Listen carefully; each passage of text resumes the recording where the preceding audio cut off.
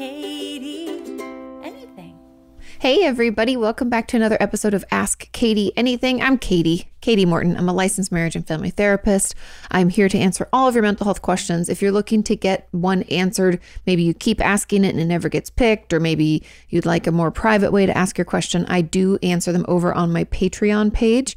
Just go to patreon.com/Kati Morton. I have live streams every month for those in the $20 tier and above. You're charged monthly. The live streams last for like 3 hours. There's also extra video content over there, a Discord server, all that good stuff. So you can go check that out. And it also starts at $1. So if you just want to participate in the live streams, you can do that for just $1 a month. Okay, without further ado, let's jump into today's questions. Question number 1 says, "Hi, Kati. My question is about emotion regulation." I'm already excited. I think. I have learned to tolerate and move through fairly bad anxiety. That's amazing. And I'm getting better at noticing and stopping depression spirals too. Yay. But I still have a big problem. Sometimes the depression and anxiety mash together and create this whirlwind of grief, sadness, fear, and shame. And I feel like I'm literally exploding inside. That's agitated depression, we call it, but we'll talk about this. It's like the inside of me is a house on fire and I'm screaming, desperate to get out, but there's no way out. I need help. I need safety. I need something to save me. But there's nothing. Online resources and my therapist all say the same things. Ask yourself if the thoughts are helpful. Take deep breaths. Remind yourself that feelings end. Exercise daily. Distract with something else. Use a weighted blanket. Journal. Meditate. I do all these things. If it's only anxiety or only depression that I'm fighting, these options usually work. And I'm so grateful. But those horrible, scary times when the intensity of the emotion is just so overwhelming that I would literally give anything to make it stop, I just can't figure out what to do in those times. Please, please help. These keep happening and I don't know how to stop it. For reference, I've been in therapy for 2 years and I started medication a month ago. I do not have a partner or safe relationships with family, and I miscarried my baby girl in January. I'm so sorry. I'm fighting so hard to get better, but every time I start to, I just get hit by this emotional truck all over again. Thank you for any insights and for all the kindness and support you give every week. Of course. Okay. You're right. Your therapist is giving you all the tools, all the things that I would say to do. But here's the kicker. Now, anxious depression or agitated depression or whatever you want to call it, essentially this, I'm just going to be really candid with you. As a therapist, we call that a danger zone. And it's not like exciting, like I went to the danger zone. No, not like that. More like it's a very dangerous way to feel. That's when, in my experience, and I believe through research and data, it's a potential suicide risk during that time because it's so overwhelming. And this is why talk therapy, CBT or cognitive behavioral therapy, DBT, when I practice dialectical behavior therapy, all those things don't work for everybody. It works for like 40%. So the 60% of us like kind of get help. Like you're like, okay, if it's just depression, just anxiety on their own, we're good. It's all gravy. I can use these things. I feel better. But this other piece isn't being cared for by that style. And so my encouragement is actually to try something different.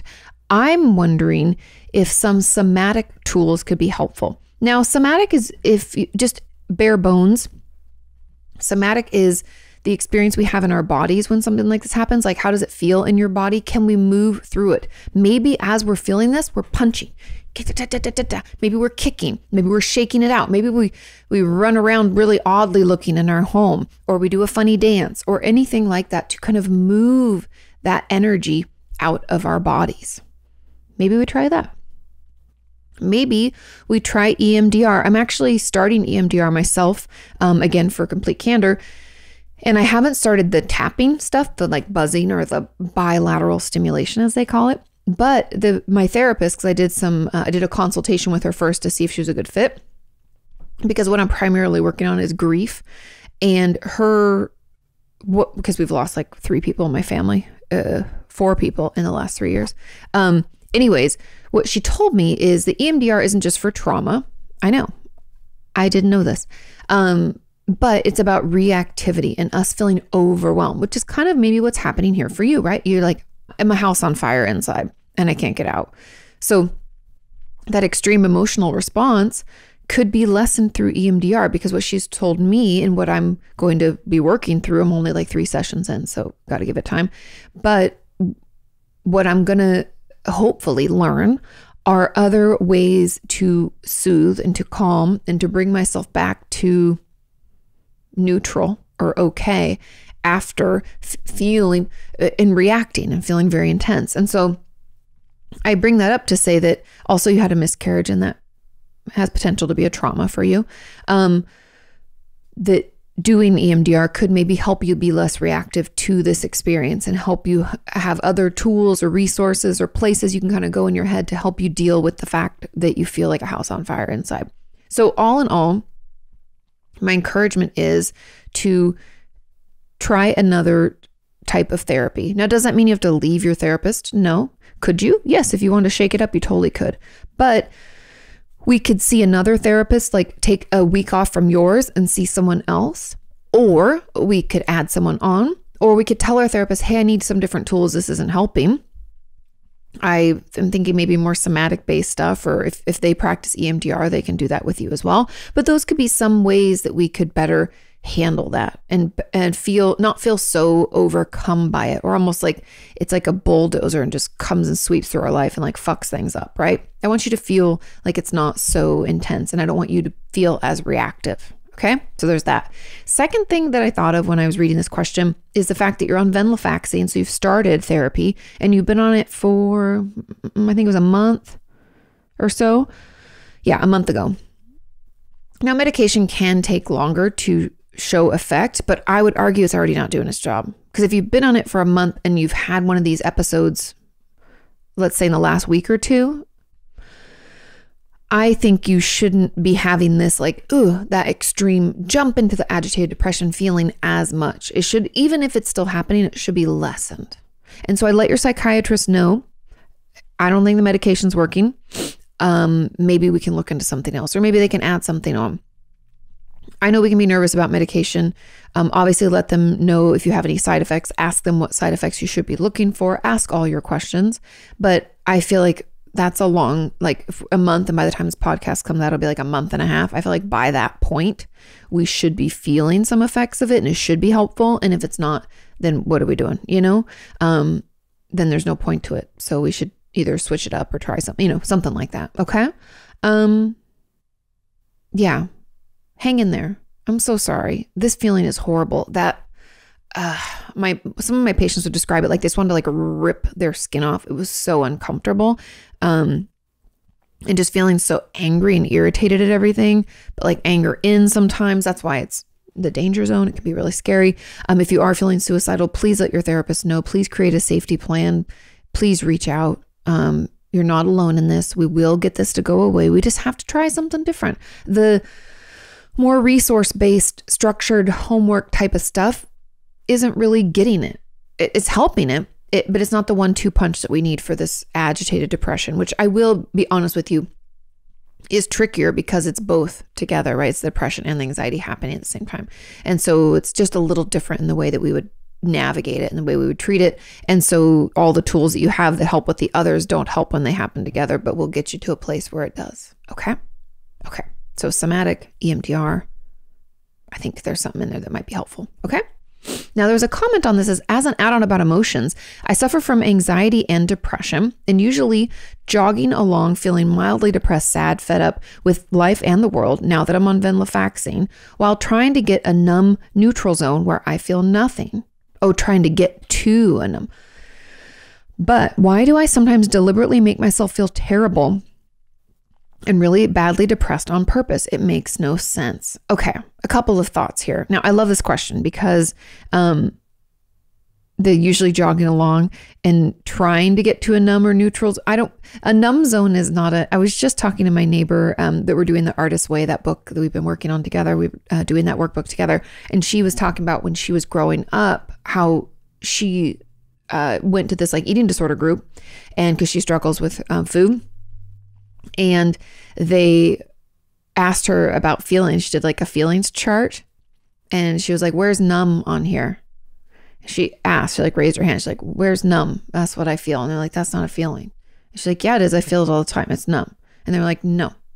And I bring that up only to say that numb isn't a feeling in neutral, not good nor bad, just again, not cut off. It's like feelings kind of come and go, but we're not reacting. We're just chill. That could be the goal, but numb is not. Just putting it out there, okay? Because numb is that cut off, that disconnect. Now, okay, let's get into this actual question. Why would I make myself feel terrible deliberately? Two potential reasons. I have two hypotheses here. Number one is that feeling like shit is normal and comfortable, and we don't understand the other options. Like, it doesn't feel good to feel good, right? Sometimes when we feel good, we'll be like, well, they're just setting me up. I'm going to get relaxed and get vulnerable, and then someone's going to come and fuck my shit up, right? We can feel that way. And so it can put us on edge to feel good, okay? So we feel bad on purpose because we know it. It's comfortable. We know what to expect. Hypothesis number two is that we deliberately make ourselves feel bad in a way. We're kind of trying to like prove that we have a right to struggle. Okay. Now hang with me if that doesn't make sense. Oftentimes when we struggle with depression, struggle with anxiety, struggle with a mental illness in general, we downplay it. So we minimize, we invalidate our experience. We tell ourselves, oh, you should feel better. What the hell's wrong with you? This isn't that big of a deal. Blah, blah, blah, blah, blah. Right. We go on and on about that. But if we feel bad in that moment when we really feel our worst and we just totally feel like shit, then we're like, well, I think I do have a right to feel this way because I'm feeling it. It's bad. I think I have a right to really struggle. I think I have a right to reach out for help. Right. And so by kind of letting ourselves or pushing ourselves into a dark, shitty place, and we're like, now I'm deserving of care. Now I can actually reach out. Now it all, and we almost have to feel a certain level of shittiness in order to allow ourselves to get the help or to express it to people or all of those things. Does that make sense? So those are my two hypotheses. It's very common to do it, to allow for ourselves to feel bad. And those are the most common ones I see. I don't want you to think anything's wrong with you. It's a very normal experience. Don't think that it makes you a bad person. It doesn't make it any less real. Sometimes we just stop fighting it so that we either, we're more comfortable with it, or we finally feel like we can reach out and speak up and we are worthy of it. Okay? I hope that helps. Now, another add-on says, I have terrible mood swings, and at times I lose control over my emotions. Oh, sorry. Side note, back one more thing. I've also heard from some of my patients that they'll say they'll let themselves feel like shit just to feel something. That's why numbness is not the goal, because my self-injury patients, my BPD patients, my eating disorder patients will sometimes say like, well, I just did that so I'd feel something. And so that could be why you like let yourself go down that path, because you just want to feel something, right? I want to feel alive. I mean, fuck, it can feel like we're so disconnected or things are so bad or I don't know, just so numbed out. We're like, I just want to feel something. Okay. Now back to the add-on. It says, as an add-on, I have terrible mood swings and at times I lose control over my emotions and even some of my behaviors. I've been self-harming since I was 2 to 3 years old, and I'm now 21 and I can't stop. I turn the anger toward me every time something is upsetting. I also have an eating disorder and do a lot of exercise to try to not hurt myself.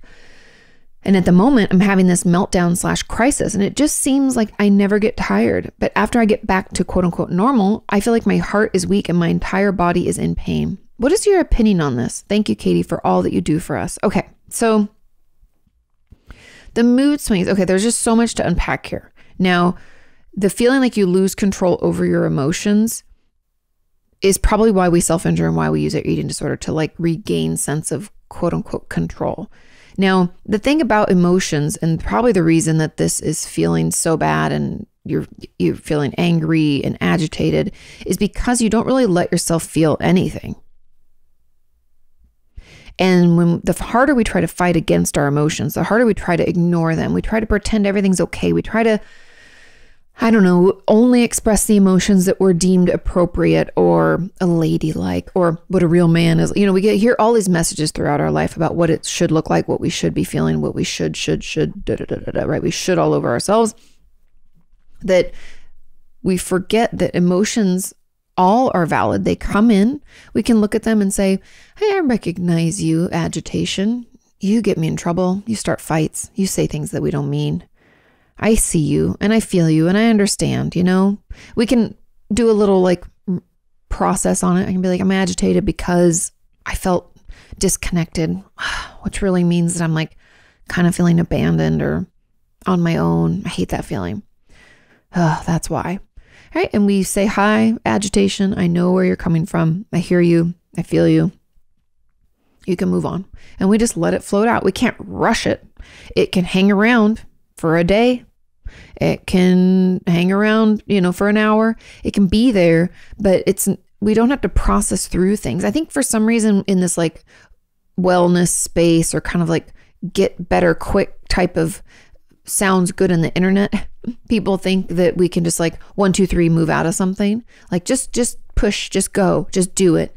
And mental illness often says no, but also we can't force an emotion to move quickly. Unfortunately, we have to make space for it, acknowledge it, identify it, maybe figure out where it's coming from and what is happening and like what stirred this in us. And then when our body feels like we have acknowledged it and expressed it, it will move it along.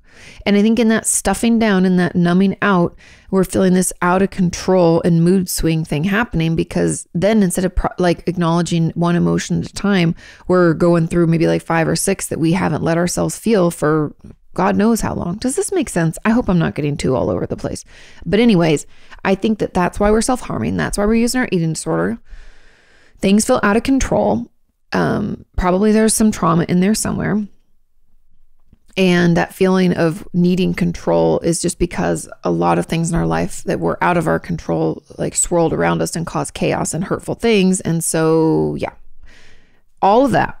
Then you said you also have an eating disorder and you exercise a lot so you don't hurt yourself. Okay. I applaud your eating disorder for being another coping skill, but we're going to need to get some coping skills in there that are not eating disorder or self-injury related. I have a video, 25 coping skills. Look it up. Let's come up with those. And so it says, I'm having this meltdown crisis. Seems like I'll never get tired. When you get back to quote unquote normal, when you come out of crisis, your adrenal gland, your body is fucking zapped. All the energy, think of all the energy in your system, emotional energy, physical energy that goes into a mental or a meltdown or a crisis. That's why you feel exhausted, and you really should let yourself rest. And your heart probably is weak because you might not be feeding it enough and you're exercising it too much. So your potassium levels could be low. I'm not a doctor, but I've worked with eating disorder patients forever and ever. And you should probably get some blood work done and go see the doctor. So those are my opinions on that. We need to get you some other coping skills in place. I think it's the stuffing down and the numbing out that is causing these meltdowns, because we can't stuff it. It's going to come out whether we want to or not. And if we keep stuffing, it'll keep coming out in situations and times, places where we don't want it to. So hang in there, reach out, get some support. If you're not seeing a therapist already, please, please, please see a therapist, and let's get you back to feeling like you. Okay. Let's move on to question number 2. And this question says, hi, Kati, I have a history of childhood trauma. And at the moment, I feel really torn between feeling angry toward my parents and feeling like I have no right to be angry with them because I'm aware that they didn't intentionally hurt me. Interesting. But when the anger isn't there, it just feels so shitty that I went through what I did and there's no one to blame for it, i.e. the world is just fucked up. I feel like I need the anger to motivate me to put boundaries between me and my family. But a lot of the time I question what I'm even trying to protect myself from. The trauma was in some ways very subtle, so it's difficult to identify and validate. Just hoping you can make some sense of all this confusion. Thank you. Of course. Now, okay. It's very common, especially with trauma bonds, which I would argue if the abuser was our parent, but honestly anybody, but really, if it's our parent, I think there's already that bond formed. And when trauma and abuse is part of it, a trauma bond isn't far behind. Now, if you're wondering what a trauma bond is, it really occurs when we connect or bond. I actually have a whole video about it if you want. And there's a book I read. I'll figure it out in a second and I'll tell you. But anyways, the trauma bond is how we bond with our abusers in hopes really that if we connect and love them and they love us back, then they won't hurt us again. So it's almost kind of like Stockholm syndrome, that trauma bond. And it's done as a way for us to kind of feel less victimized and more in control and also connected to someone. Okay. And we're so desperately looking for connection always that unfortunately our abuser, we can want to connect to them too. And a lot of times when abuse happens, we can go through the cycle of abuse where something happens and they're like, I would never do that again. I'm so sorry. Blah, blah, blah. I love you so much. And we want to believe them because we love them too. And so we can get caught up in it, right? And so when they say like, I'm so sorry, we're like, don't worry, I love you too. And we're like, we're bonded, we're connected. Okay. Now, that's what a trauma bond is. That's what I have a feeling is kind of happening here. But that anger towards them and then feeling like they didn't intentionally hurt you, what's happening right here is what I would call like the shame, blame, guilt, and embarrassment cycle of trauma. And hear me out. When we feel shame, we think something's wrong with us. That's when we say things to ourselves like, well, I didn't say no to my sexual abuser when I was a kid, because you were a kid and you didn't understand, right? But I didn't say no. So therefore, I think it was consensual. I think I brought it on myself and I kept going back. They were your babysitter and they're supposed to take care of you. And, but we don't have that other voice, right? We forget what it was like to be us at that age. We look back as adult us and we're like, why the fuck didn't you say something? Why'd you keep doing that? And we shame and we blame. Something must be wrong with you if you would do that. We feel embarrassed. Don't tell anybody because they're going to know that you went back and then they're going to be like, why'd you go back again? Right? It's so complicated. It's so painful and it's so misplaced.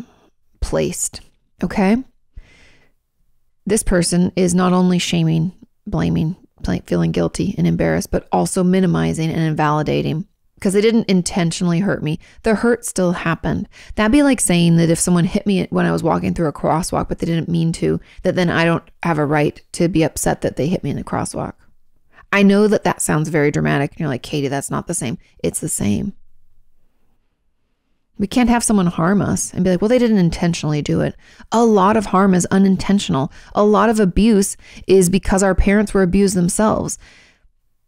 They are not responsible for the abuse that they sustained, but they are, and I want you to hear this, they are responsible for the actions they take with their own children and people in their own life. We're all responsible for our actions. Period. I know. It's sometimes hard to hear, but it's a hard truth. We're responsible. They're responsible. You haven't done anything. You were harmed by them. They are responsible, intentional or not. Okay. So throwing that out there. So of course you feel angry. They hurt you. Anger is protective. It's telling you that you feel vulnerable or maybe, like something bad could happen when you're around them or even just thinking about them. Of course you're angry. They stole some stuff from you through abuse. It could be stealing your innocence. You're stealing your childhood, stealing your ability to be like a reckless kid for a little bit and learn boundaries in a healthy way. Could have been all those things. Could have been more things. It's okay to be angry. Okay. So, and that's why when the anger isn't there, it just feels shitty because all you're left with is the sadness, the admission of abuse. And that can be really, really hard. And so what I encourage you to do, if you feel able, is to journal a little bit about that anger. Let's start with the anger because even though you kind of feel bad or you feel like I don't have any right to feel angry, it's important. I want you to get to know your anger. This sounds really silly, but I had to do this personally because I don't really like anger. Anger feels very out of control and very scary. So I would stuff it deep and then rage randomly. Not helpful, right? Not good for my relationship, not good for myself. And so my therapist had me try to get to know her. Give your anger a name, put her outside of you and talk about it. What does he or she look like? What do they act like? Is it a person? Is it an object? Is it like fire? Mine was fire. Fire feels very crazy. It could jump around, right? Set the whole house on fire. It could be like, let's get to know it. When does it come up? How long does it last? What does it tell you? Do that. And then consider what you feel when the anger's gone. That kind of shitty feeling like there's no one to blame. World's just fucked up. Tell me about that. What's that feel like? Okay. And we have to dig into this because we can't try to get rid of any of these things. They're all valid, but they will lessen if we seek to understand them. Again, it's kind of going back to the last question where the more we try to stuff it down, the stronger it gets. And so I encourage you to if you can, and obviously if you have a therapist, please do this with them. It'll be so much better. But if we're able, we need to tap in. We need to think about how that really makes us feel. What's our experience like? What's it feel like if I close my eyes and feel in my body? What does anger feel like? If I collage it, what's it look like? If I danced it, you can use any medium to kind of get it out. I just offered up writing and journaling because that works for some people. And I find it really helpful just to at least get it out of your head. Okay. Now you said you feel like you need the anger to motivate you. You do need boundaries. Everybody needs them. I don't know why people think boundaries are in some ways like rude or disrespectful. No, boundaries are, if you do X that I find hurtful, I'm going to do Y, which is like leave or whatever, right? Boundaries are not requests. We can't just say to someone, I don't want you talking to me that way anymore. That's a request, and that could be part of placing a boundary. But the boundary is really when we say, I don't really like you talking to me that way anymore. And if you continue to, I'm not going to be able to see you as often. That part is the boundary, okay? And you're going to need those with your family because that you were traumatized by them, subtle or not, it happened. And as you come around to kind of validate your own experience, fight back against that minimization, get to know the anger and where it's coming from, those boundaries will allow you to decide whether you have a relationship with them, what it looks like, how to position yourself where you feel okay engaging with them in a way that you want. Okay. And the reason I'm saying that so vaguely is because I don't want you to feel like you have to continue having a relationship with them. And I also don't want you to feel like you can't have a relationship with them. It's up to you.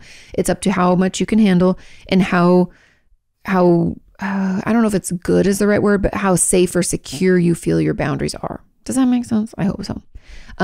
Yeah. But of course you feel anger. It's protective. They hurt you. I would feel angry too. Now there was a comment that says, as an add-on, I have a history of childhood sexual abuse, starting from my mom and going down through my siblings. I'm the youngest of 5 and the only girl. As an adult, I struggle with what is just a normal mother-daughter relationship versus what crosses the lines as inappropriate. Same with my siblings. What's a normal curious behavior and what crossed the line into being wrong? I feel like the light has been turned on to some of the things in therapy, and that hurt is deep. How can you blame such hurt on someone who was hurt as a child too? Again, we aren't responsible for what happened to us, but we're responsible for our own actions. I know, it's hard. It's hard to untangle sometimes, right? My mom was molested for years by her dad. Did she just not learn normal? It's possible, and probably never process what she went through. And does one learn normal when raised in such an abnormal way? And this seems to bleed over into many other areas in my life. Of course it does, because the place that's supposed to be safe, that was supposed to allow you to grow and develop and get an idea of who you are and you're independent, all that was taken from you. You were never allowed. You were never given that opportunity. Your mom and your siblings robbed you of your own privacy, of your own boundaries, of your own, not just your own body, but your own sense of self and ability to protect that. They, shame on them. Now, how does one learn normal? Through therapy, through being honest about what happened and processing it. And yes, I know it's terrifying to think of going into a therapist and sharing such embarrassing things, right? We can feel so embarrassed, so shamed, so broken, like we're just too much, right? But that's where the healing comes from, is from sharing as much as we can, to let someone help us tease out what we went through and understand what boundaries are. How can we heal that inner child? How can we talk to her in a way that she can hear and that we love her and, she feels loved?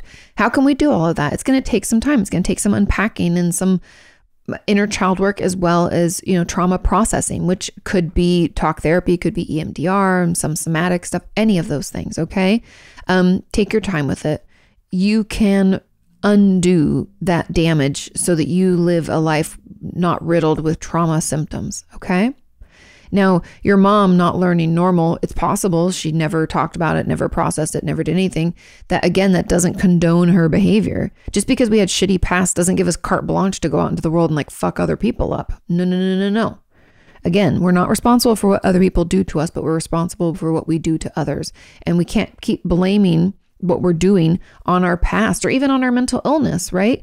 We can have our struggles, but we can't say, oh, you can't get mad at me because, I have depression. No, or it's just my borderline acting up.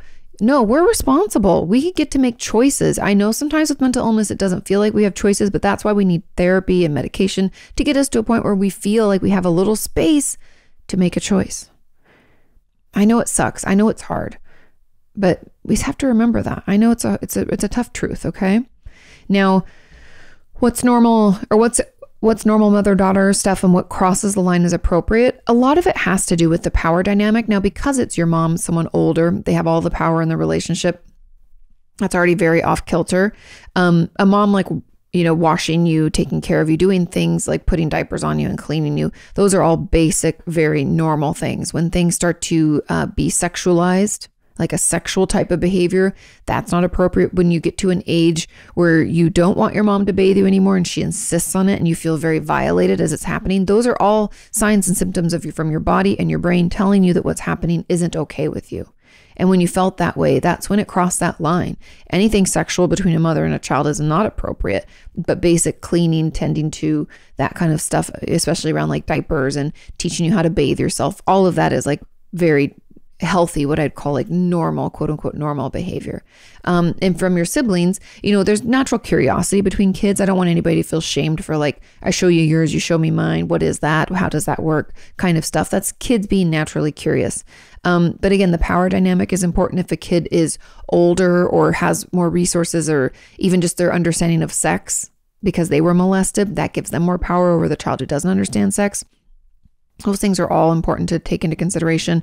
But when you feel violated, you don't want something to happen, you feel like you can't say no, you go into freeze response. Those are all, again, indicators from your brain and body that what's happening to you is not okay. And that is not healthy and not good for you and traumatizing. Okay. I hope that I answered all your questions. Let me know. And please get help. Please get some support so we can start processing through, because that, always has been turned onto some things in therapy. So good. Yeah. Keep talking it out. It can and will get better. Okay. Final add-on says, my mom has BPD and a lot of trauma, but my sister for the past year has been convinced that she has undiagnosed autism. Very possible. I know there's overlap between the two, but it makes me angry that my sister says this because it feels like it's reducing her responsibility for what she did to us. Again, it doesn't. You're still responsible for what you do.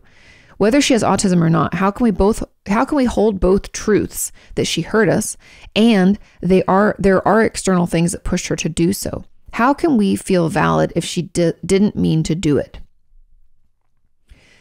Again, we are all responsible for our actions. She can have her own struggles and that can help explain it, but that doesn't make it okay. And that doesn't mean that we can't still feel mad at her, upset about what happened. I know some of you are like, well, you can't blame her. Yes, I can hold her responsible for her actions and behaviors and make sure she has support and help so that she can not do that anymore. A mental illness, again, it's an explanation, not a carte blanche to do whatever we want. I know that can be hard, but it's the truth. And so I think part of it is supporting her getting that diagnosis, getting the support that she feels, but also telling her, the things that you did were really hurtful and I feel very pained by them. And if you keep treating me that way, I won't be able to have this kind of relationship with you or whatever, right? That's just an example of a boundary that could be set. Because autism or not, if she's going to be abusive, you don't have to be around her all the time, right? If at all. And those are things that we can choose to do if someone isn't getting help or isn't getting better, or it's dangerous for us to be there. Those are all things to consider so that you can make a choice that's the best for you and your safety. Again, the best thing we can do for anyone who's struggling is support their decision to get more help and, seek to understand what it feels like for them to have that mental illness or that when it comes to autism, to have our brain work that way. What's that like? We can ask them, we can seek to understand, but then also still hold them accountable for the behaviors that or the harmful things they did, right? Now, there were some comments on this that didn't really relate to the original question. So if you find yourself not getting some of your add-on questions added, just ask your question separately, because if it doesn't relate, I won't add it in since it doesn't build on what we're already talking about. Okay, let's move on to question number 3. This question says, Kati, would it be normal or acceptable to ask my therapist if I can just check in with her every now and then, like maybe every 3 months or so? Do people do that? They do. I'll talk about it. I don't have a big need to see her right now, but it would be nice if I could just check in with her sometimes. I like the support and the place to share and to get an unbiased perspective on whatever's going on with me. Plus, I miss her a lot. I saw her for almost 2 years. She knows so much history from my life, and seems to me like she's kind of irreplaceable. Just curious if people do this occasional check-in type of appointment or not. Or if I just have to try and get over it and move on since I don't really need therapy anymore. Also, I'm already going to see her next month because I want to discuss whether or not I should go off my antidepressant. This is not a topic I feel like I can discuss with anyone else. And I haven't seen her since February. Okay. Yes, there's two parts to this. Yes, people do those check-ins. I've had many patients be gone for a couple of years and then they come back for a check-in here and there. I haven't had anybody do like a every couple of month thing, but we could have a scheduled thing. It's usually like they just call me when they want to come in and then we schedule like a couple of appointments and then we're like, okay. And then they feel better and we stop. Or they'll come in for like one or two and we're done. But you could definitely do that. And people do that. I did that in my own therapy where I would just come in for little short periods and then go back out. I didn't so much go in for just like a check-in, like one-time appointment, but I don't see anything wrong with that at all. Now, here's where I am suspicious in a nice way. The missing her and the fact that you said, I don't really need therapy anymore. So the reasons that we do these check-ins and the reasons that I would call my therapist or my patients would call me and we would get back together to see each other is because things were a little off or we could feel ourselves slipping. I do eating disorder work a lot in my own practice. Patients would come back because like, hey, I'm having a little tough time with some snacks. And so I figured it's probably a good time to get things in check, right? Or with my therapist, I'd be like, I've been crying more lately watching television. I think I'm overwhelmed, right? So we should be going back because we need the support, not because we miss our therapist. And so I think there's some attachment stuff that I would want to untangle there a little bit. I'm glad you're talking to her before you try to go off your antidepressant. I would also, talk to your doctor, but I don't know if you need to see her if you don't really need the therapy. But if you've already processed that attachment stuff and you feel like you understand it and where it comes from, and this just feels like a kind of a nice self-soothing thing, I don't think it's the worst thing, but I am curious about it when it comes to like where it's coming from and what the issue is, because I'm wondering if this pops up in other parts of your life. That's really why. Because therapy, we can think, oh, so much gets like drug out in therapy. And like, things are so weird with your therapist. And like, why do we feel this way? And blah, blah, blah, blah, blah. The truth is that therapy is like a concentrated representation of our life. So the things that are happening in therapy are happening maybe with more intensity than they're happening in our life or the same level, but they're just showing us like with a microscope, like what's going on in our life. So I'm curious about your attachment and how you feel with other maybe women or people in your life that have been helpful or teachers, coaches, things like that. Do you feel really connected and do you miss them? And is that hard for you to let that go? Just curious, but overall, I don't see a big problem with that. Okay. There was a comment on this that I can relate to this as well. As an add-on, I think I'm attached to my therapist. Here we go. And this isn't the first time something like this has happened either. And that's why I'm getting really concerned as to why I am so freaking messed up. For context, I do have child sexual abuse in my history and a narcissistic mother for added spice. That could be where this is coming from. Ever since I was in 5th grade, I've had some form of attachment to an adult figure. Of course, because your mom wasn't there emotionally at all. She was out to get what made her happy. She had no empathy for your experience, and you were sexually abused. So you felt like no one was there to care for you. You had this big hole in your psyche and your heart for a mom and for support and love, and no one filled it. And so you go out into the world looking for someone to fill it. Okay. In grade 5 says that year it was my teacher and she said that figure, and she was that figure the following year too. When I got into high school, it was my English teacher and she was and still is a major support figure in my life. And she was the first person who truly understood me. She was the person I first told about ongoing abuse that I was sustaining from my uncle. And she was my person all throughout my time in high school until she left early last year. I felt stranded. Later that year, I was referred to the school psychologist, and she then filled the void I had. I only saw her 5 or 6 times, but I planned to see her outside of my school until I was told I couldn't due to education guidelines. I had a full mental breakdown and went spiraling after that. I had a lot going on at the time as well, and my abuser was no longer in my life. Who was no longer in my life, approached me and spoke to me for the first time in 2 years. What a fucking prick. To be truthful, I still haven't gotten over it. Of course not. How scary. The school psych referred me to one of her close colleagues whom I've been seeing since late January, and she is amazing. I do find it really hard to trust people and open up. I'm a shit client to say the least. One big problem though is I feel dependent. I constantly feel the urge to email her about all the craziness in my unpredictable life as she is the only person I can talk to. But I don't end up doing it as I'm scared of seeming needy and a pain. I imagine future sessions and conversations that I need to have to try to ease my anxiety, but I don't mention half of the things from my scenarios. I really want to open up to her about the full extent of my abuse, but I'm terrified that if I do this, attachment to her will get worse, and I don't want it to. I constantly freak out after sessions and overanalyze every detail, scared of offending or hurting her. I sound weird, insane even. Why the hell am I so messed up? How much of this is possibly caused by my abuse? I'd say a majority of it. Why do I always need an adult figure to depend on? Because you never had one. It's a basic need. Nothing's wrong with you. We'll talk about this. And I guess a big question I have is how greatly does my mom's narcissistic tendencies influence this, if at all? Please help me. Any additional insight or advice would be greatly appreciated, and sorry for the lengthy add-on. I hope it makes sense and I didn't stray too far from the original question. Thanks for all you do, Kati. You truly changed lives. Oh, of course. And I think this was in line with the original question. Overall, the abuse and your mom being a narcissist means, and also narcissistic abuse is a big thing. Emotional neglect is a big thing. Feeling manipulated and love bombed and like you don't know what to trust, if you can trust yourself. It's very abusive.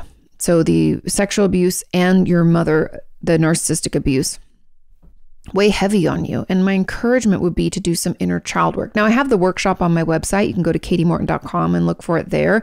If that's just out of your budget or you don't want to do something like that, there are tons of books that you can purchase. I actually have them in my Amazon shop to make them easy to find. Just go to amazon.com/shop/Kati Morton and they're all in there. I think I get like 3% if you buy something through my shop. So thank you very much. I make like $5 a month, but it just makes it easier. They're all pulled together, all the things that I like and use and talk about, especially when it comes to like workbooks and stuff like that. So those are all the things that I think would help you get out of this feeling of having this void and like you want to find someone else to fill it. And I know it sucks and everybody out there hates this, but when we do the inner child work, it's not just us getting in contact with our inner child. It's being able to have him or her feel heard and seen and understood. And that's fucking so powerful. And be able to acknowledge what it is that we had needed that we didn't get. And then adult us can offer it to child us. That's what I mean when I say like we can offer it to ourselves, which I know sucks and people hate that. But that's what I mean. Adult us can offer child us a ear. We can listen. For the first time, that child of us that was abused and misunderstood can feel heard, cared for. We can repair some things by taking ourselves out to do the things that maybe our mom always said she would do and she's never showed up for us. Maybe we finally buy ourselves those flashy shoes that we always wanted. You know, there's lots of little things that adult us can do for child us. And I would encourage you to get in touch with him or her. And that will help you heal. Okay. And again, I know it's a shitty answer, but trust me, it does get better. Okay. We can make it so we don't keep trying to push people into that hole. Okay. Question number 4 says, my question is also regarding how trauma, in particular childhood trauma, manifests in our bodies. Great question. I'm excited about this. I have a condition called interstitial cystic painful bladder syndrome and pelvic floor disorder.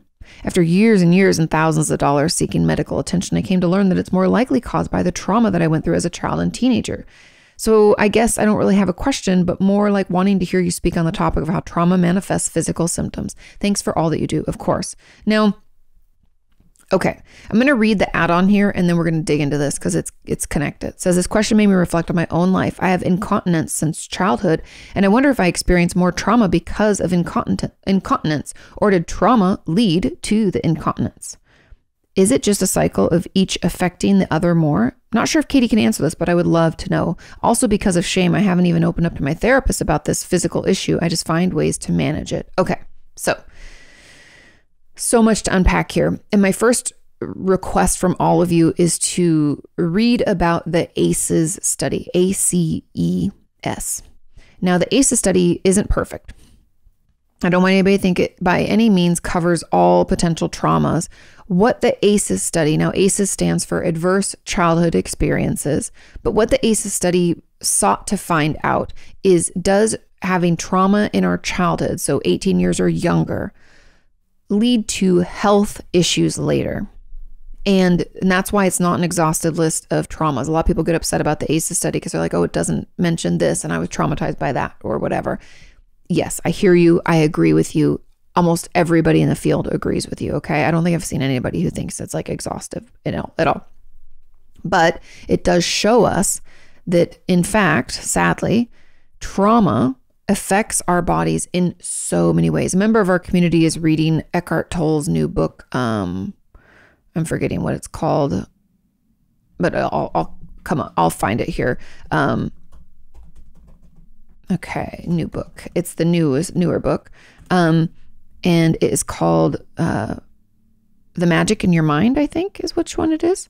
But anyways, yeah, I think that's the one, but I could be wrong. But either Eckhart Tolle, anyway, a member of our community was reading that book and was essentially, he was recounting what I'm telling you now, that trauma does affect our physical health. And the most common ways are, I'm just going to start rattling some stuff off. And this is not meant to scare you. This is just meant for you to maybe feel heard and understood for the first time. Trauma in childhood can affect us in adulthood in high blood pressure, diabetes, heart disease, inflammatory diseases, immune issues like lupus, all those digestive stuff like IBS and things like that, whether it's colitis or Crohn's. We're higher, the likelihood, and substance abuse is higher. I mean, all sorts of issues can come out of us being traumatized, frankly, because it affects our body in so many ways.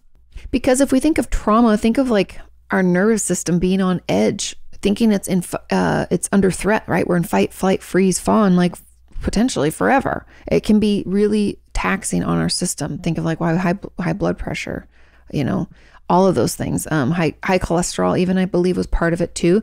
And I could explain each of the ailments that we could have a higher likelihood of having through the mental health ramifications. And if we think about it, we can all kind of make sense of it. Like, for example, and I'm not going to go into each of them because it'd be exhausted. It'd just take forever.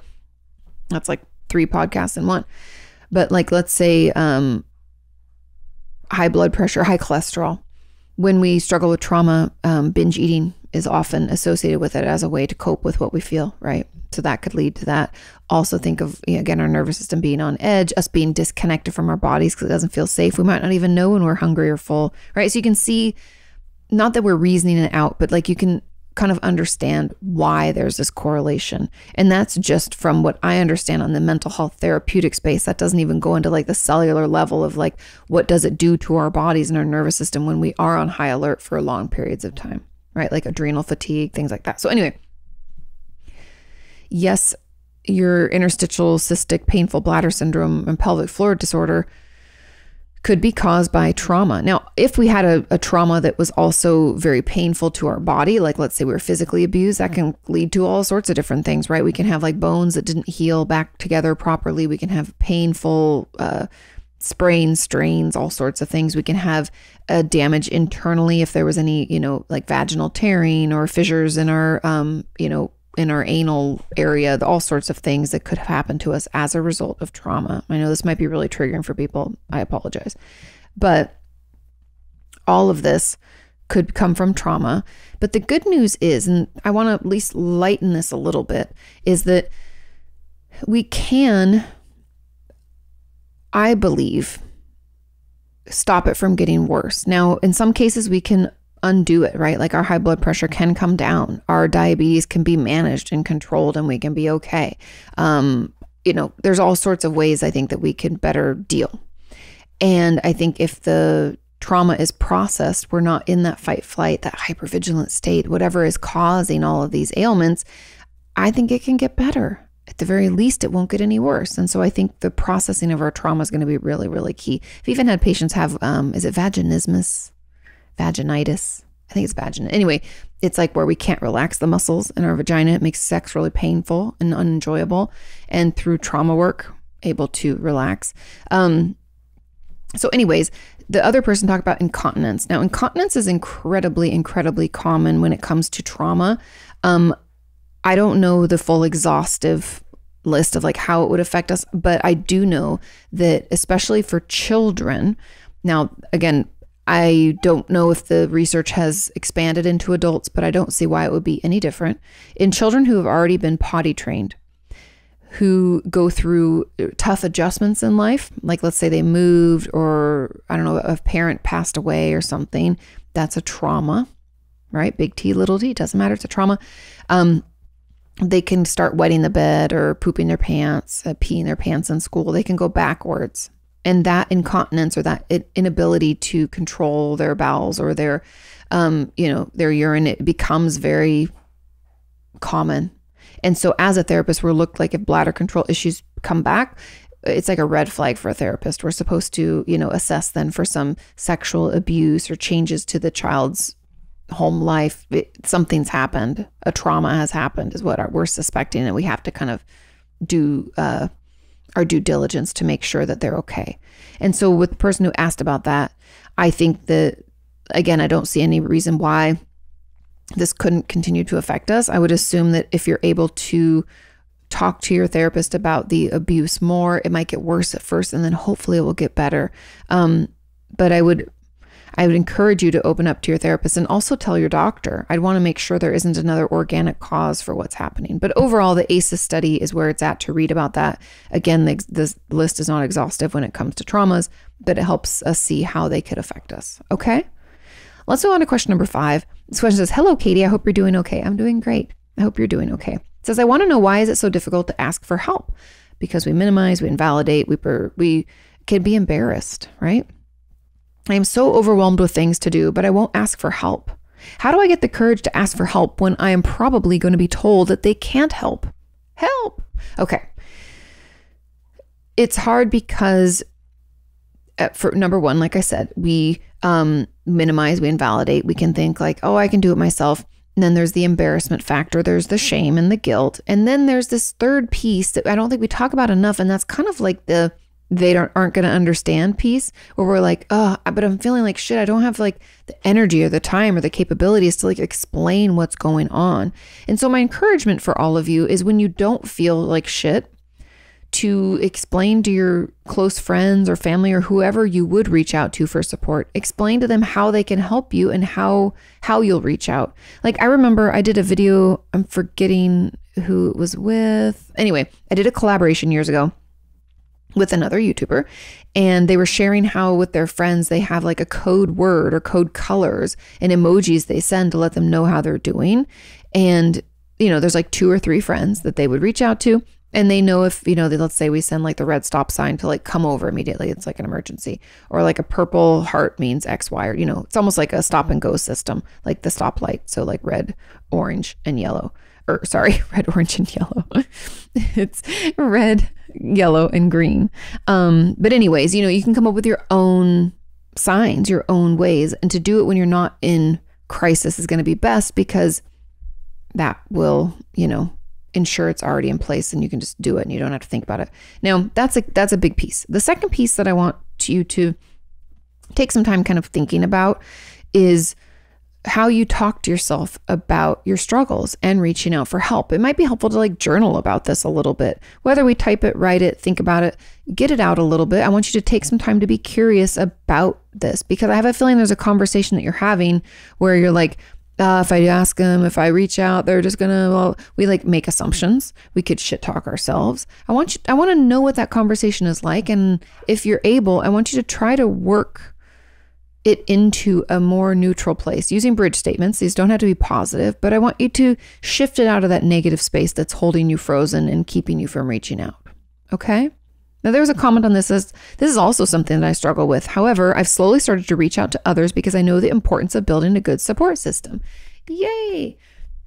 It says, but now my problem is that when they ask what they can do to help me, all I want to do is shut down and run away. Even more so when they decide to help. Anyways, I have so much trouble accepting the help that they're offering. Why do I do this to myself? Again, that minimization, that invalidation. I would encourage you to, again, when you're not in crisis, to come up with some ways that people could help you, because there's usually patterns to our kind of crises, right? There's certain things that people can do to support, like, hey, just show up and just sit with me. That's helpful. Or help me make dinner, or, help around the house. I don't know. Maybe it just means you want them to call and just be on the phone with you. Maybe. Maybe we want to just chitty chatting through text. Figure out what that is, come up with some options, and let them know when you're not in crisis, okay? And then the trouble with accepting the help that you're offering goes into that conversation you have with yourself. There's something that's happening that's holding you frozen. So I want you to be curious about that. What are you telling yourself? What would it mean? How come this roadblock, right? We can't get rid of it if we don't understand it. So what is it protective? Do we feel embarrassed? Tell me all about it. Okay. Now, the final person said, I feel the same thing. My question is, I'm 26 and I know my inner child needs to be soothed via a long hug or just to rest my head on someone's lap. I feel that. I wasn't able to fully relax as a child. How do I ask one of my close friends without it being weird? Or can I comfort myself? Thoughts? Weighted blankets are great for comforting yourself, but I really do think that just telling your friends sometimes you need a big hug. Any friend would say, yeah, of course. I mean, I also am a hugger and I grew up in a family of huggers. So if you were to tell me you need a hug, I'd be like, anytime, I got you. So let them know, hey, I need a hug. I think that's perfectly okay to ask for. But again, those weighted blankets can come in when you aren't around someone, or the people you are aren't your people where you can ask for that. Okay. Let's move on to question number 6. And it says, hi, Kati. I'm wondering what to do about my intense fear of failure and the need to be perfect. For context, I have a lot of trauma, I was just going to ask, and was emotionally abused and neglected in childhood. Because of this, I have anxious attachment. If you guys don't know, I'm going to get into attachment because that'll probably be my next workshop, but I'll have some videos about this. Anxious attachment is essentially where we want people to be really close and connected, but it feels too scary or too risky to let them get close. And so we do this kind of like, oh, I want it. And then we push them away. And we get too anxious. It's too much. So we do this like push, pull kind of thing. Okay, because of this, I have anxious attachment, OCD, and I spent some time in a mental hospital when I was in college. I also have a history of disordered eating, self-harm, generalized anxiety disorder, and ADHD. I am now 23 and am mostly healthy and finally have a strong identity. Yay! The only issue is that I'm desperately trying to be perfect in everything I do. We'll talk about this. It's almost like I'm always performing because I'm trying to avoid making people think that I'm flawed or not the best at what I'm doing. Because of this, I also have a lot of social anxiety and anxiety in the workplace. It's very problematic as I'm about to start my master's in social work because I want to do trauma care with the kiddos. I love that. I want to be a social worker, but I have so much anxiety surrounding social judgment. My therapist suggested EMDR. What do you think? Can I ever stop feeling like I'm always performing and just exist as I am? Side note, I have been with a SAGE therapist for 6 years, but paused our sessions because of my work schedule. Okay. Now, perfectionism, I read something in The Artist's Way that I'm going to share with you because it was incredibly powerful for me. And essentially, what she said is that perfectionism is not us seeking out the best in ourselves. It's about putting a spotlight on the worst. And that is very, very, very true. And it is a hard fact for me even to admit. But let's dig into this a little bit. Perfectionism comes out of our lack of control in childhood. It can come out of us feeling like if we just did everything right, our parents would finally give us attention. Or if I just did everything right, the parent wouldn't use drugs or alcohol again or abuse us again, right? That comes out of us just trying to be as perfect as possible, meaning we have a very acute awareness of anything that's not good about us. And we're probably an extreme people pleaser. Okay. Now I say all of that because you talked about how, I'm going to scroll back up here, how you are, you feel like you're always performing and you don't want people to think that you're flawed or not the best at what you're doing. And my suspicion is that you have really, really shitty self-talk. I know I harp on this all the time, but I swear to God, the conversation that you have with yourself is the one you have with the universe. It's what we put out there when we go out into the world. And yours is really nasty and not helpful and very negative. And so you're worried that they're going to see that. And so my challenge is like 2 parts. Number 1, I want you to pay attention to that self-talk and use some bridge statements to help move it in a more neutral place. Like I am open to the thought or belief that maybe I'm not as shitty at this as I think I am, right? I want you to, do some of that. But then I also want you to tell me what perfectionism means to you. What's it look like? Why is it here? What purpose does it serve for you? Because like I said, there's so many reasons it can exist. And then, I mean, part of my homework down the line after we kind of figure out what perfectionism is would be for you to potentially do some like exposures where you don't do something all the way. You like purposely misspell one word in an email. I know, terrible. But doing small things like that can kind of help us to see that it's not so black and white, all or nothing. The world's not going to explode if we don't keep these plates spinning and everything being perfect, right? Now, your therapist suggesting EMDR, I think it has potential to help, especially because of the emotionally abused and neglected in childhood and having a lot of trauma. I think your reaction to that has been this perfectionistic way, this, and then that's led into the anxiety. You can see how it's all kind of connected. And so I do think that could be a way to help you be less reactive with the world and reactive with yourself. I would give it a try, and hopefully some of those other things are helpful too. Okay. And get you out of that performing. But that is little at a time. Remember, one little thing, it's not all or nothing. We're going to try small baby steps. Okay. Now, comment on this says, how do you deal with perfectionism or rigidity with EMDR?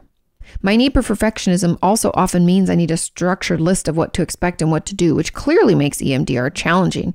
When she says, notice that memory or thought, all I think of is, what does she want me to notice? What if I do this wrong? I know she said there's no wrong way to do EMDR, but look, I can't even notice that thing. Where were we anyway? It's a useless spiral. My therapist is aware, but so far nothing has really improved. This is interesting. And part of me feels like it's a block. Now, and I'm using the term block because there's all these things that can kind of jump into our way when we're trying to finally do work on ourselves. And you worrying about if you do it the wrong way, the talk therapist in me challenges you to journal. What would it mean if you did it wrong? Okay, it's like we're going to do some CBT, some downward, we call it downward arrow questioning. Or yeah, I think it's downward arrow questioning it's called. Anyway, so, okay, what if you did do EMDR wrong? Then what? Okay, give me that answer. And then once you have that answer, if you're like, well, okay, if I did EMDR, then it's not going to help me and then I won't feel better. Okay, so if it doesn't help you and you won't feel better, well, then what do you do? And you're like, well, maybe I'd have to see another therapist, or maybe we try a different type of therapy. Okay, then what? I want you to keep going down until you struggle to come up with an answer to that. And I want you to tell me where you got to, because usually these downward arrow questionings get us to a place where we have some sort of realization. For example, if that was the downward arrow, like, well, if I do this wrong, okay, then I'm gonna see that, and we keep going. It could be that as we get down and down and down, I think that I'm always going to fail at everything, or that people aren't going to love me. I'm not lovable. I'm not good enough. Any of those things. And once we have whatever that firmly held false belief we've got about ourselves, once we know that, then we can bring that to our therapist and we can talk about that in EMDR, because this is just a smokescreen. This like, am I doing this wrong? Oh my God. That is just our brain and body like distracting us like, oh, squirrel, from the real issue. It's saying, oh, this is too intense. Oh, I'm going to do this wrong. It's just giving us an excuse to not focus, because doing EMDR is challenging. Processing through trauma is fucking hard work. It's very scary and it can feel very out of our control. So it triggers all these, whether you want to call it coping mechanisms or distraction techniques, or other people call it like schemas or parts of ourself. It's triggered that in you. And this particular distraction or schema is called the perfectionist one. And so we have to understand it. Why is it there? What purpose does it serve? What's the root of it? So do some of that. And I hope that helps you kind of get out, like shake out of that block. Okay. Let's move on to question 7. This question says, hi, Kati, how's your day going? It's actually been pretty good. I've been finding, random tip for all of you, I can stress myself out for no goddamn reason. Meaning if I just feel like I have a lot to do, I'll like stress myself out all day. And I've been practicing this thing where I think, you know what? If it happens, it happens. If I have to do it tomorrow, I look at my schedule. I'm like, I can fit it in tomorrow. Or you know what? I can work later tonight. And it takes this edge off, this pressure to get everything done fast. And then I can actually enjoy spending time with you, answering these questions, and I don't feel rushed on to the next thing. So little tidbit, something I'm working on. Okay. I was just wondering how to cope with complex PTSD or CPTSD nightmares. I've been having them every single night. Seeing my triggers everywhere in my dreams and being confronted with my abusers face to face. It's an awful experience. I'm so sorry. And every time, because you always feel on edge, extremely hypervigilant. Is there such a way to lessen the intensity of these nightmares? Yes, we'll talk about it. How can I find the strength to move forward after a traumatic night of intense flashbacks? What can I do in the daytime to help them? I'd love to hear your advice. Now, I have a couple podcasts with those.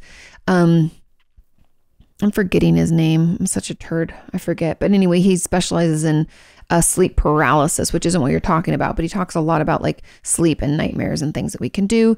And overall, from what I remember and recall from those podcasts and talking to even Dr. Ben Ryan, who talked about, trauma in the brain, we can't do anything in the moment. But if we wake up from a dream, we're supposed to like get up, shake out. Okay. You want to shake out that energy, all that hypervigilance on edge, the fact that you probably aren't feeling rested when you wake up because essentially you haven't been resting. You've been like traumatized again. Shake that out. Maybe go splash some cold water in your face. Maybe turn on the lights, look around, give yourself a little break. Then we need to get back into bed. And I would encourage you to have the same kind of ritual around what you do when you wake from a nightmare like that, like the body shake, the cold water. Maybe we drink a little water, we go pee or whatever, and back into bed, turn the light off. Okay. But whatever it looks like for you, maybe we go stomp around our house to kind of shake it out that way, whatever works.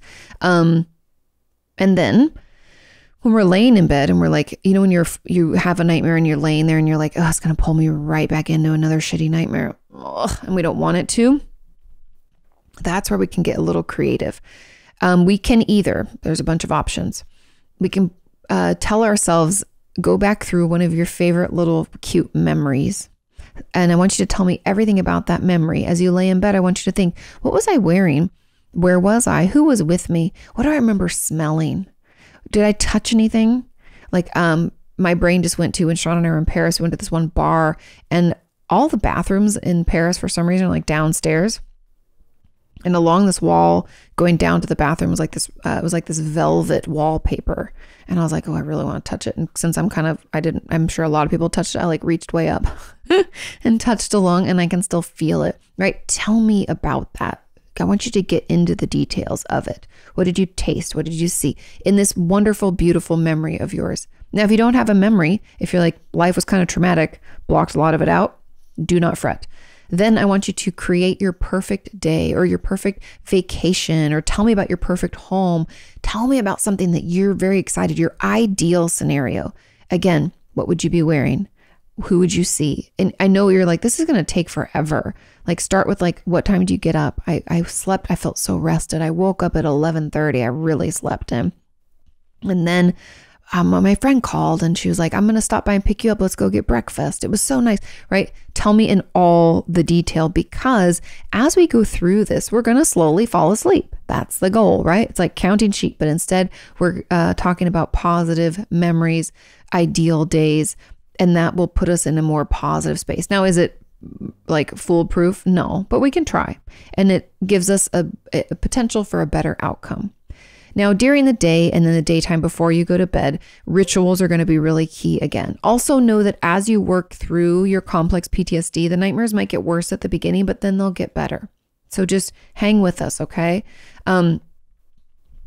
But in the daytime, have a ritual around bed and do that same thing, right? So we get ready. That means a ritual just means like, okay, I watch TV, I turn it off at 10:30 sharp. Pah. Then I go and I brush my teeth, I wash my face, I take my dog out to go potty, I change into my pajamas, and then I watch a little TikTok and I go to bed or whatever it is, right? Have that ritual. But I would encourage you to do that body shake again and to do that visualization of a good memory or an ideal day or something, because again, we want to get ourselves ready for bed and we want to guide our brain in a happier place. Again, it's not foolproof, but it can be really helpful. And also, I learned through talking to Dr. Ben Ryan and the other psychologist, and I'm sorry, I'm forgetting his name, but anyways, they both said, do not take melatonin. It is not good for you. It doesn't make your dreams any better. It can actually make them a little more weird. It's a hormone. Don't do it. And so instead, I think they recommended things like magnesium and apigen, I'm not a doctor. Talk to your doctor before you start any supplements. But those types of things can be more calming to your system. There's like I used to take magnesium tea before bed. I think it was just like sleepy time tea. And that was really helpful too. So look into those things, talk to your doctor, but that could be beneficial as well. Okay, our final question number 8 says, "Hey, Kati, and happy Thursday." Happy Thursday. Says, "I have a question about trauma and disgust, and I'm really scared that I might be the only one feeling like that.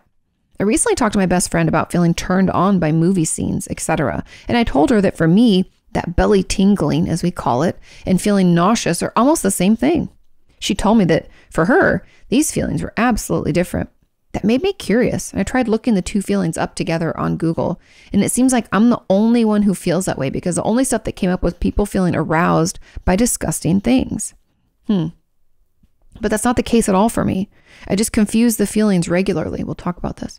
For example, there was this quite uncomfortable guy in the subway who would always make these gross noises with his nose in his mouth. And I had this weird sensory feeling like tingling in my lower belly area. It felt exactly the same way as arousal, even though I was clearly disgusted. Also, the other way around, when I get aroused by something, I always get scared that I'm going to have to throw up. It just feels so similar. I'm in therapy and I have complex PTSD diagnosis without any explicit memories of trauma, though. I don't know if this is just really weird or a trauma response, maybe. I don't even know if anybody understands anything I've just written. I would love to hear your thoughts about this. Thanks for everything you do. Greetings from Germany, and sorry for any mistakes I made. Your English is impeccable, by the way. You had no mistakes.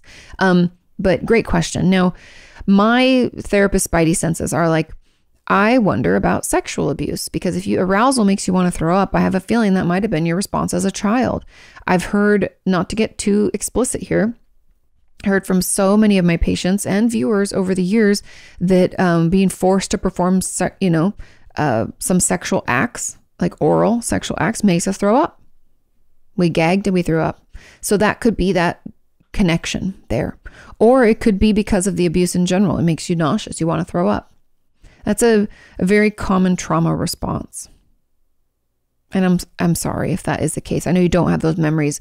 That's just my gut reaction is that. Now, also, I'm always curious about like connections in our body, and those organs aren't that far from one another, right? But it's just very interesting that the nausea and feeling aroused or the feeling grossed out, because at first when I was reading this, I was like, maybe there's something, we should get checked out by a doctor just to make sure nothing's wrong, which I always encourage because we want to make sure there isn't some other reason that this is happening, right? So please do that. However, the fact that when you feel disgusted, it feels the same, I think there's some trauma connection there. I think there's some kind of pairing that happened when we were younger that we just haven't realized yet, right? We haven't recognized it because the memories are repressed or spotty at best, or maybe don't exist fully, right? And so it can be hard for us to make sense of it.